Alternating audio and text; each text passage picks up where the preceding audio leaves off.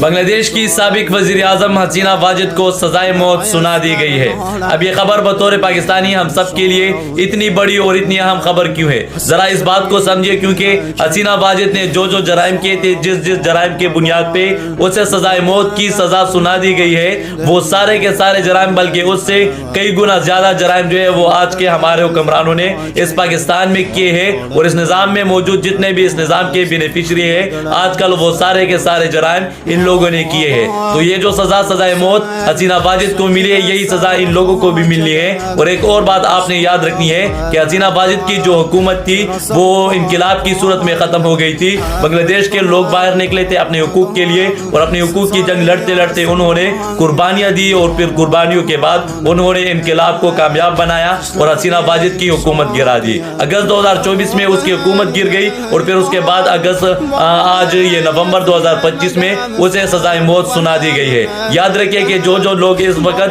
पाकिस्तान के लोगों पे जुल्म कर रहे हैं, जो जो लोग इस निजाम का हिस्सा है, जो जो लोग इस हुकूमत का हिस्सा है, वो सारे के सारे इस जुल्म में शरीक है और इस जुल्म में एक साथ शरीक है। इन सारों लोगों को भी इंशाल्लाह यही सजा सुनाएंगे, और इससे कई गुना ज्यादा इन लोगों को भुगतना पड़ेगा। क्योंकि जो जो जुल्म इन लोगों ने पाकिस्तान के लोगों पे किया है, जो जो वार इन लोगों ने पाकिस्तान के आईन पे किया है, उन सारी चीजों का इन लोगों को जवाब देना पड़ेगा। लेकिन शर्त यह है कि पाकिस्तानी कौम अपने हुकूक के लिए, अपनी हकीकी आज़ादी के लिए और इन जालिमों से हिसाब लेने के लिए खड़े हो जाए, और डट के खड़े हो जाए, और तब तक लड़े जब तक कि पाकिस्तानी कौम को इनके हुकूक न मिले।